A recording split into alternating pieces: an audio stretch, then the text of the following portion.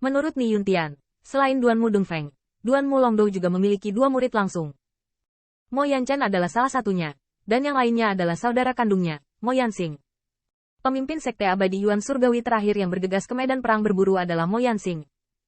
Tapi Qin Yichen mengetahuinya, Mo Moxing meninggal secara tragis di ladang berburu. Ketika berita itu kembali, Mo Mochen membenci kemarahan dan ingin balas dendam. Namun karena pertimbangan sekte, pejabat senior seperti Duanmu Longdou memilih menelan kesabaran. Saat itu, mereka juga memutuskan untuk tidak ikut serta dalam medan perang berburu selanjutnya. Ketika Mo Yanchen sangat marah, dia langsung meninggalkan sekte itu.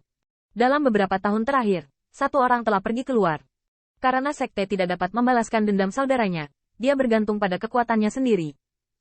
Ni Yuntian memandang Mo Yanchen, yang sekarang acuh tak acuh terhadap niat membunuhnya, yang membuatnya merasa aneh. Kakak Mo tidak memiliki bekas luka di wajahnya sebelum meninggalkan sekte.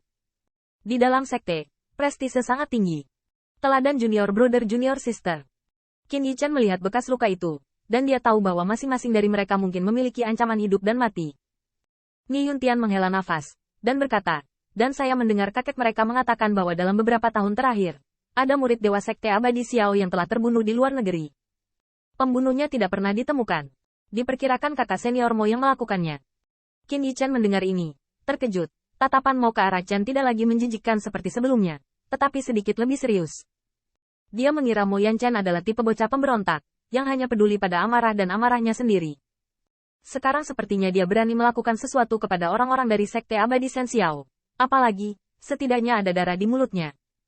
Mo Yanchen juga melihat ke arah Qin Yichen dan yang lainnya, tetapi fokusnya adalah melihat Ni Yuntian. Meskipun tahun-tahun ini, Mo Yanchen juga memperhatikan upacara akbar Sekte Abadi. Meskipun dia meninggalkan sekte, bagaimana dia bisa benar-benar melepaskan Sekte Abadi Yuan Surgawi di dalam hatinya? Mo Yanchen juga sangat senang ketika mendengar bahwa murid baru Huang bernama Qin Yichen bersinar dan membuat Susui malu oleh banyak orang. Namun, dia tidak memasuki tempat kejadian untuk menonton di kota Sen Xiao, jadi dia tidak tahu penampilan Qin Yichen. Jadi ketika dia melihat mantan berdiri di sebelah Ni Yuntian, dia tidak terlalu peduli. Lagi pula, seorang murid lapisan ketiga Raja Abadi mungkin cukup bagus di Sekte Abadi Yuan Surgawi, tetapi masih jauh dari bisa disebutkan secara setara dengan kelompok murid puncak mereka. Namun, pada saat ini, Duanmu Longdou berkata, Yichen, karena kamu kembali, kamu harus mengikuti guru untuk memasuki kuil. Qin Yichen juga mengerti mengapa Duanmu Longdou dan eksekutif tingkat tinggi lainnya merasa bersalah pada Mo Yanchen. Bagaimanapun, apapun alasannya, Sekte Abadi Yuan Surgawi akhirnya memilih untuk tetap tenang. Mo Yanchen ragu-ragu, seolah Duanmu Longdou berubah pikiran, jadi dia melangkah ke aula. Namun, tepat setelah memasuki kuil, Mo Yanchen ditanya dengan acuh tak acuh langsung ke intinya. Siswa itu ingin tahu, mengapa Tuan dan Paman bela diri tiba-tiba berubah pikiran. Qin Yichen dapat mendengar bahwa ada sedikit rasa ingin tahu dalam kata-kata orang lain, tapi sepertinya lebih seperti mengeluh. Mengapa Anda berubah pikiran sekarang? Mengapa Anda tidak ingin mengambil bidikan di sekte yang sama? Duanmu Longdou secara alami juga mendengar senyum pahit, tapi untungnya, Huang Fu juga ada di samping dan berkata, Yichen, ini masalahnya. Kamu seharusnya sudah mendengar tentang upacara Sekte Abadi. Pencuri tua Gusui membodohi dunia, mencuri resep senyawa dan obat Yichen, dan menembak ke Sekte Abadi Yuan Surgawi kita 3 kali dan 5 kali. Pada akhirnya, Anda Paman bela diri Wei tidak tahan, dan menjanjikan medan perang berburu. Setelah Huang Fuzhen menceritakan kisahnya, Mo Yanchen memperhatikan siluet ramping Ni Yuntian. Setelah melihat ke atas dan ke bawah Qin Yichen, meskipun Mo Yanchen tidak terlalu bermusuhan dan bahkan marah dan bersimpati pada pertemuan Qin Yichen, wajahnya tetap dingin. Kultivasi ganda Senwu, pencapaian seperti itu, memang jarang, tetapi di medan perang berburu. Immortal Monarch 3 Heavenly Layer bisa mati kapan saja. Qin Yichen tersenyum dan mengangkat tinjunya. Qin ini selalu sangat percaya diri dengan kemampuannya untuk menyelamatkan nyawa. Poin ini telah dibuktikan oleh klan, dan sekarang Sekte Abadi Sen Xiao juga telah membuktikannya. Mo Yanchen melirik Qin Yichen dan berhenti memperhatikan. Meskipun dia tahu bahwa yang pertama memiliki hubungan dekat dengan Sekte Abadi Yuan Surgawi, itu membawa banyak manfaat dan bantuan untuk sekte. Namun, Mo Yanchen masih tidak merasa bahwa kekuatan Qin Yichen luar biasa. Di matanya, yang terakhir hanya dipaksa oleh Sekte Abadi Sen Xiao itu saja, ketika saatnya tiba, dan itu bisa menjadi beban. Mo Yanchen memiliki hal-hal yang lebih penting untuk dikatakan. Jadi dia melihat ke arah Duanmu Longdou dan nadanya tetap dingin. Karena Tuan telah memutuskan, maka pemimpin perjalanan medan perang berburu ini, bolehkah saya menyerahkannya kepada saya? Begitu kata ini keluar, semua penonton tiba-tiba mengubah wajah mereka. Bahkan orang luar di Qin Yichen dapat melihat bahwa Mo Yanchen begitu terus terang. Dia jelas ingin membalas dendam dari Sekte Dewa Xiao Immortal.